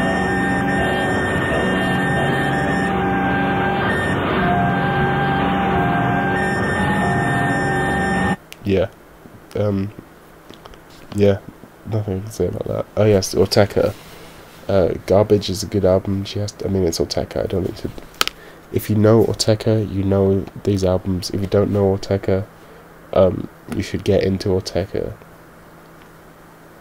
Witch Cult, South Coast Power of Violence. This is a doom metal album by a guy from America with a picture from the film Gummo on the front, which is a great film by Harmony Korine. Here's Public Castration is a Good Idea by Swans. The album that is a better t-shirt than it is an album? Yes. They sell t-shirts with this on it. Are you a bad enough dude to finish it? This isn't even hard to finish. This is an easy this is easy listening, mate. Come on. Yeah, they sell t-shirts that say Public Castration is a Good Idea from Swans' website. I've been thinking about buying one. Here was the third attempt to get into Frank Zappa. It once more failed. Can't get into Frank Zappa. Bitches Brew. Yep. A Crow Looked at Me. I still haven't listened to this whole album because it's like really depressing.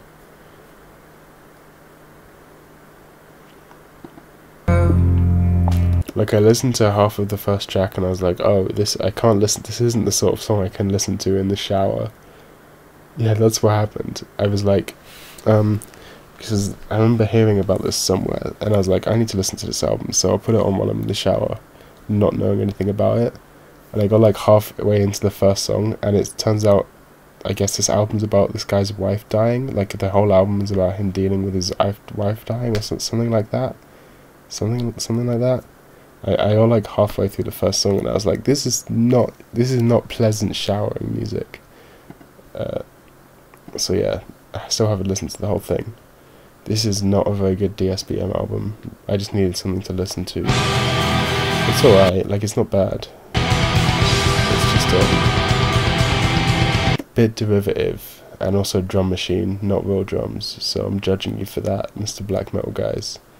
This is a fucking great album, recommended to me by the man himself in the chat. Really love this album.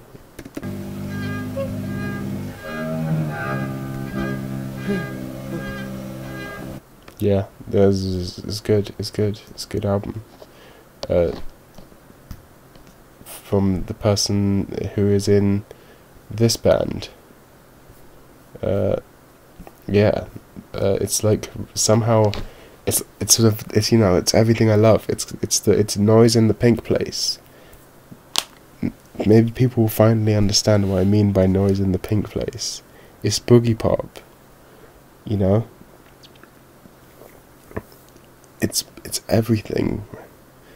It's 420. It's 420, guys.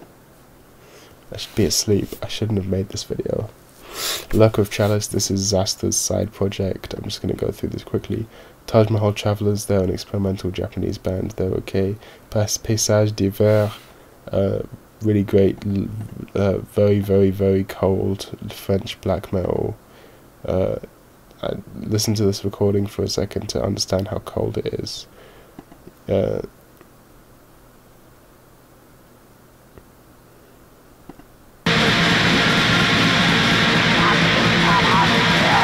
Incredibly cold. This is Pilot Red Sun. Pilot Red Sun's a YouTuber. Turns out he has like a bunch of really dope, like chiptune music, which he puts out on Patreon, and this guy just compiled them into a massive thing, which is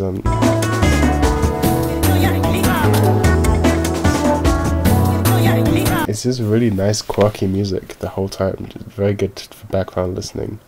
Johnny Costa plays Mr. Rogers' Neighborhood. This is great. So the guy who played piano, this guy Johnny Costa, the guy who played piano for Mr. Rogers, turns out to be a jazz musician, and this is his album of him jazzing up a bunch of songs from Mr. Rogers' Neighborhood, and it's a really good, very comfy. It's incredibly comfy. possibly the comfiest album ever made. Once again, Baby Father, the best thing about this album is that When I get married, half of it is just a backwards Cardi B song.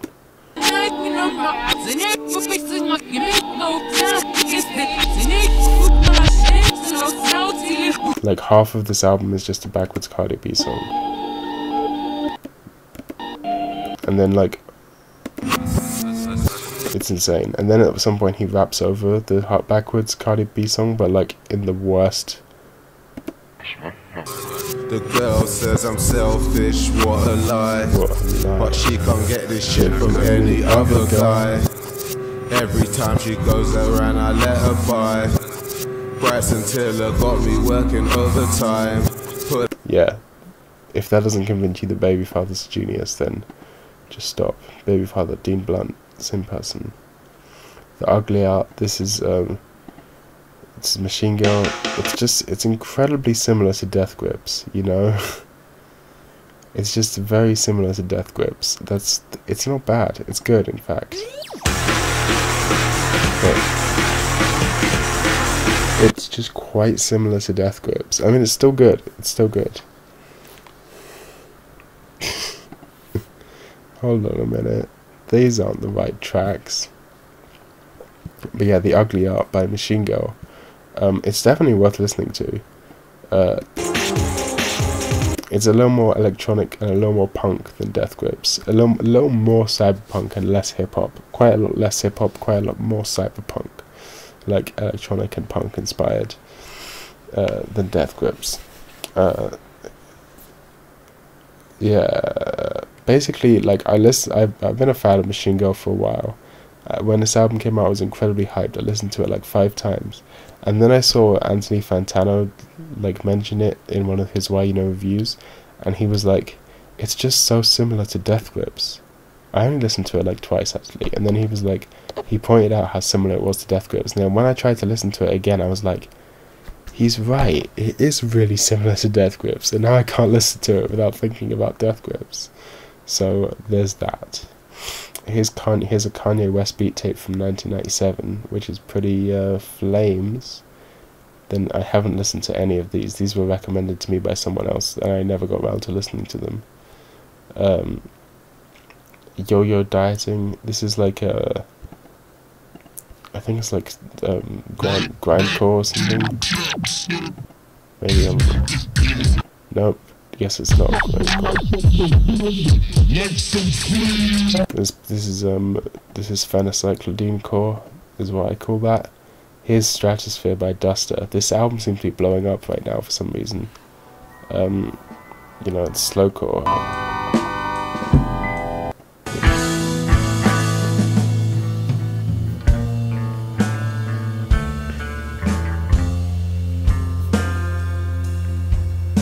It is what it is, you know what I'm saying? It is what it is. Ah, do you remember? Yeah, it's very comfy. I never listened to the whole thing though, I only listened to like most of it. Do you remember ages ago when I was talking about how Have a Nice Life, Deaf Consciousness wasn't even the best album on that label? Well, this is one of the examples of a better album on that label. Now I've got a clean.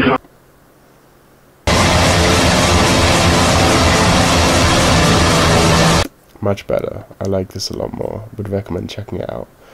The Newer Daughters album is fucking great. Oh my god, this album is so incredibly good. Everything about this album is great. It's just so good.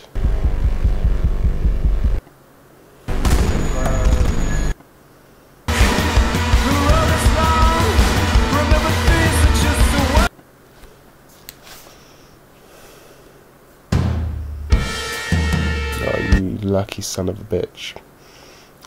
Surgeon's good, Doppler Effect good. This is like some nice.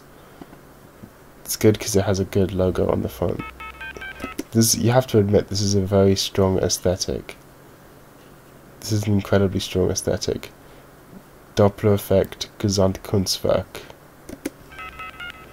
Imagine being so confident in your own music that you call your own music Gesamtkunstwerk.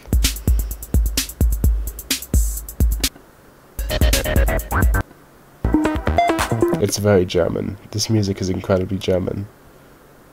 Here's a fucking sick album. It's No Noise Assemblage. Really, really noisy shoegaze. Love it. Love this album. Injury Reverse, Floss, never got into it that much. Clipping, I really like this album. And Victor Vaughn is sick. My favourite thing about this album is there's a song that's just Star Trek references, which I love. Moe and Ghosts, this is a really good offbeat hip-hop album from Japan. It's dope. Yeah, I've listened to Astro Bright. They're like, here, let's see, Astro Bright and Goslings, they're here. Don't worry, my friend. LV, if there's a noisy shoegaze act out there that I haven't heard, I will eat my own dick, because I've heard all of them. Where were we? Electric Dragon 80,000 volts OST. Yep, this is just a film with a lot of noise guitar in it and a lot of cool fuzzy punk. Val, the houseplay module, was fucking sick.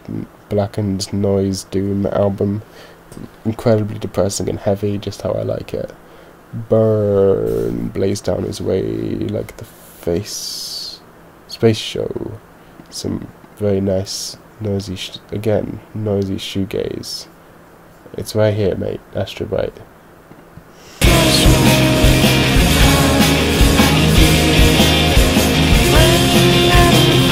This kind of reminds me a bit of Massive Fermenting Dregs, but a little more rough around the edges and noisy. Very good. Space Streakings. This is an insane fucking album. I'm not gonna lie, I couldn't listen to this entire thing.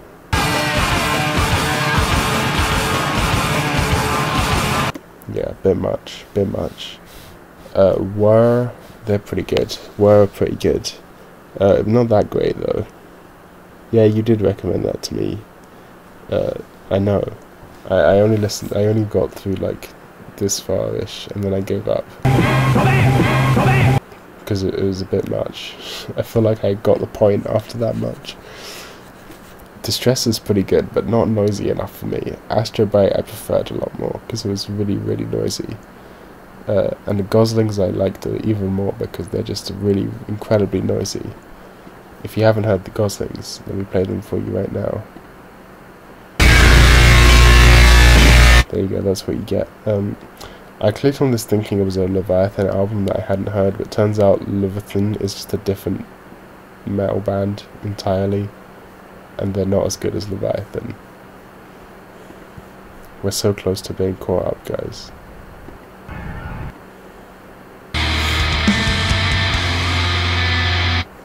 We're so close. Okay, what have I missed out? Isn't Anything, This Is the Worst My Bloody Valentine album.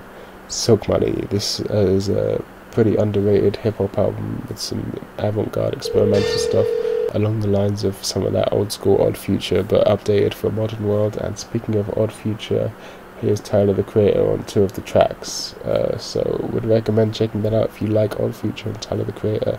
John Coltrane, My Favorite Things Live in Japan. This is an hour-long version of My Favorite Things. Everyone knows it though, and it's great. This is just a mixtape of some nice Midwest emo kind of stuff that I was listening to try and get into it, and I think I finally got into it because I quite enjoyed this mixtape. Butthole Surfers, of course, Low Cost Abortion Technician, we've all heard this album. Boredoms, yeah, then I went through a little bit of being really into Boredoms very recently. They're pretty fucking great. They're very, you know, a lot of times you hear something and you're like, where did this come from? And then you hear where it came from and you're like, I now understand all of music. No, that doesn't make any sense. Fuck you. Boris, there's my man Boris. He's great. And here's Sunbaked Snow Cave, which is a really, really good album. Boris and Mosbo. I really enjoy this album. It's nice. It's somehow cold and comfy at the same time. Here's a really nice punk album. From this Harry Carey Diat. Posts a lot of good punk albums.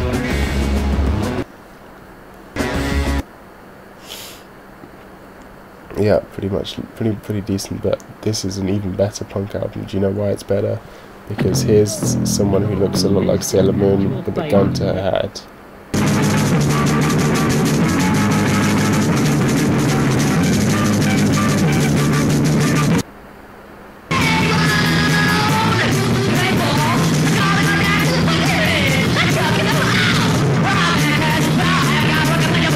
Yep, I pretty much really like that album.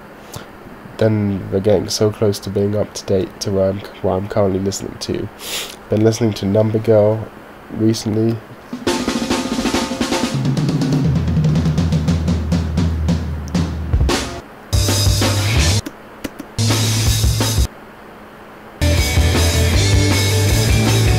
Yeah, Amoida in my head. Gotta love Number Girl. Fucking great band. Although this is not my favourite Number Girl album. This is... hold on, where am I? This is, in my opinion, better. Yeah, I've seen it. I've seen the emotion. I've seen the emotion, man. Mostly for this song, which I really like. I really like the verse for this song.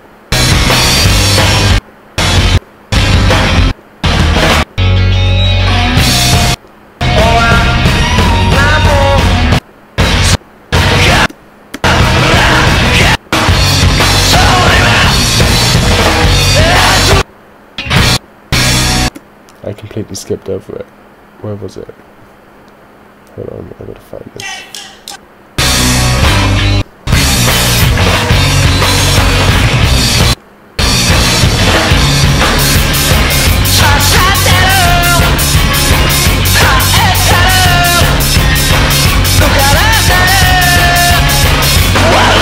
Yeah, that's the entire best bit of everything. Okay, Attention Please by Boris. Yep, we know that. We all know this. Boris Pop album. Boris Pop. Boris. Xylem Supreme and Cowpers. Cowpers I'm not so into. I was trying to find more stuff along the vein of like Number Girl. They post like Japanese post-hardcore from the late 90s, early 2000s. I don't like this album so much. It's alright. It's pretty good, but it's whoa. I didn't need to dislike it.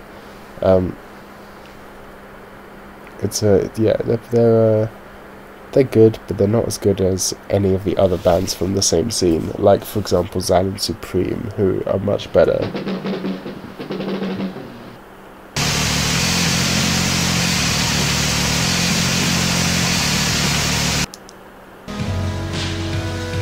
Really like this band and this album. Fucking sick. Worth listening to if you haven't.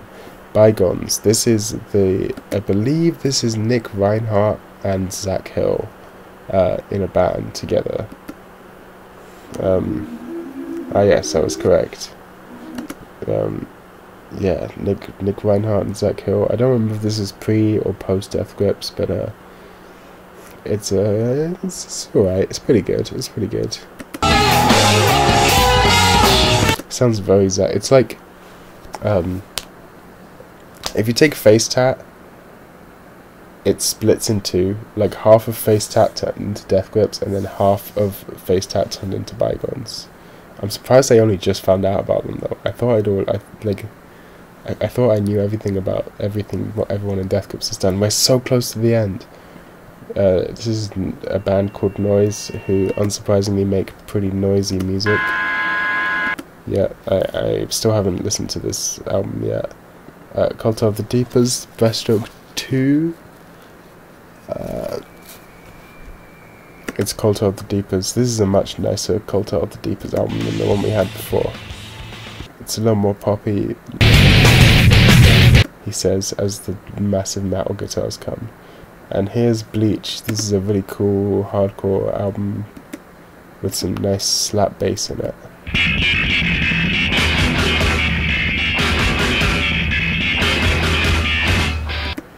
Yeah, but LV, we have to consider our respective ages. Before Death Grips came out, when was Death Grips' first album? 2011? Or something like that, right? Ex-Military, 2011. I would have been... let's do the backward counting. I'm 20 now. It's 2019, so we can count backwards. I'm not very good at counting backwards. Yeah, in 2008, I was literally in primary school, the first year of primary school, and yeah, basically just left. Whatever it's called, here it's called reception. I don't know what it's called in America. But yeah, I was. Let's just count backwards in years here. But that's like 10 years ago, so I would have been 10. I can do maths. Come on, dyscalculia. Don't fail me now. I would have been 10 in 2008, something like that, or 11, around that age.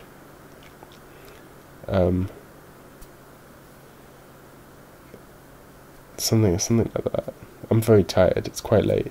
I should sleep because this video's over. We've reached the end.